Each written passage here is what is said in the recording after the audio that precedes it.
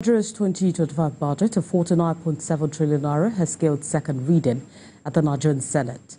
During a debate on its general principles, a cross-section of senators commended President Tinubu on key priority areas highlighted in the bill, particularly the huge allocation for security. National Assembly correspondent Jesu Adeoye reports.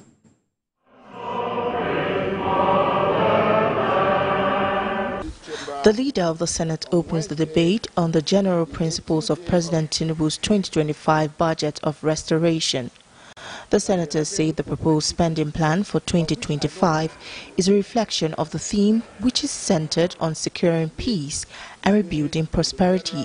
The proposal tells a bold and exciting story on the direction the government is taking towards revamping the socio-economic fabric of our society. The budget proposes a decline in inflation from 34.6% to 15% and a decrease in exchange rate from 1,700 naira to 1,500 naira, and also projected crude oil production of 2.06 million barrels per day. The lawmakers acknowledge the proposal's ambitious nature. However, they say they must take their oversight function seriously to ensure an effective implementation. Create that environment of peace. What next go? What goes next is, of course, creating the enabling environment for the economy to thrive. I want to believe that there is a need to put all the major revenue generating agencies to task. They should double their efforts. My main concern is budgets, no matter how beautifully couched, no matter how beautifully presented, if they are not implemented, they remain in the realm of mere estimates. Looking at the statutory transfers that have been earmarked in the budget, there is no provision for the South-South Development Commission as was passed by the Senate and the House of Representatives. Second reading taken. The bill is now referred to the Committee on Appropriation to report back to the Senate in 4 weeks. The bill scaled second reading and has been handed to its committee for further legislative action. The Senate has adjourned legislative activities for the holidays and will resume on the 14th of January, when the various committees will invite the heads of ministries, departments and agencies for their budget defense. Jesu Adeoye, TVC News, Abuja. Now, this is to inform our audience that we are breaking away from our regular programming to Rivers State, where the governor of the state, Siminalayi Fubara, has arrived for the flag-off ceremony of the Buguma Abalama Tema Degema Abonema Road in the state. Our regular programs continue on our UK channels, while our viewers in Nigeria can continue watching the news and other regular programs on our YouTube channels at TVC News Nigeria. Stay with us. And for more on Budget 2025, Public Affairs analyst Femi Lawson joins me on the news. It's good to have you join us on the news at 1. Good afternoon. Thank you for having me. And we've seen a lot of opinions following the presentation of this budget by the president. Let's begin with your own assessment of the parameters upon which the 2025 budget is hinged. Looking at the exchange rate of 1,500 naira, 2.06 million barrels per day, and also the oil benchmark. Oil benchmark of $75 as proposed.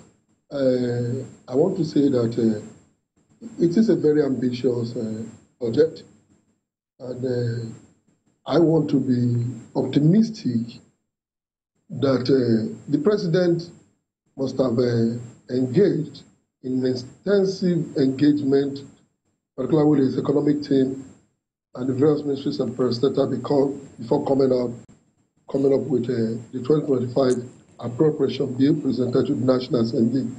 Because if you look at the 4 key areas of priority: security, that's defense, infrastructure, health and education.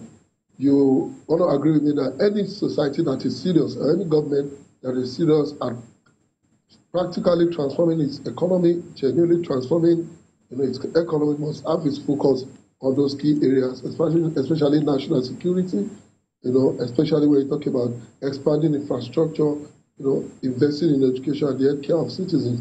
So I want to say that the budget is ambitious and these parameters may not be possible, particularly for the administration to achieve in the implementation of the 2025 budget as presented by the President. And this has also been the opinion of others who, like yourself, have criticized the budget as ambitious and the revenue projections. And you're also saying that you're quite optimistic. I'm wondering if that is what we should go with, looking at the potential risk of debt servicing in that sense. Does it seem realistic at this point for us in Nigeria?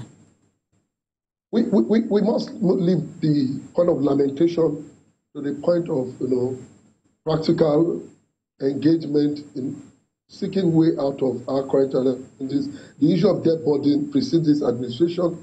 Other challenges precede this administration. And I want to believe that this administration should not take the road that the previous administration took by practically lamenting almost all the time.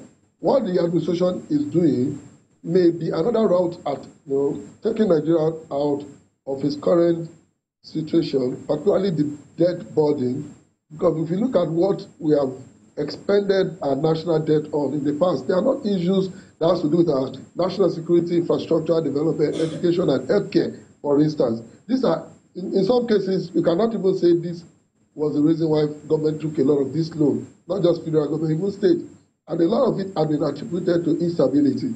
So if we have a government that is going to invest in national security, that is going to expand infrastructure, I think this will enhance our capacity in the future to begin to take less of loans, to begin to have capacity to pay more of our standing, and of course get the country back on the path of prosperity.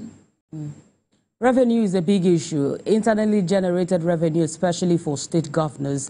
We've also heard many times that they've said that so much attention is being placed on the federal government. And the question is, how do we balance this debt servicing with investments in critical sectors? It's very important that what we use the money for is actually being, used for. What matters is us using the money for what was borrowed for. Yeah, you see, a lot of times the country borrows, especially the states, to fund, the lifestyle of the political class. Sometimes states borrow a lot of more loans, and there are no reference to what achievement or infrastructures that these loans have been invested upon. And why is this so? As states have become practically indolent to the extent that they have automatically believed that at the end of every 30 days, something must come from. And that is why I have personally thrown my weight behind the tax reform bill being proposed by the President Bola Tinubu administration. It's one of the ways to rescue our states, even from this culture of relying on debt to get governance operative at their various state level.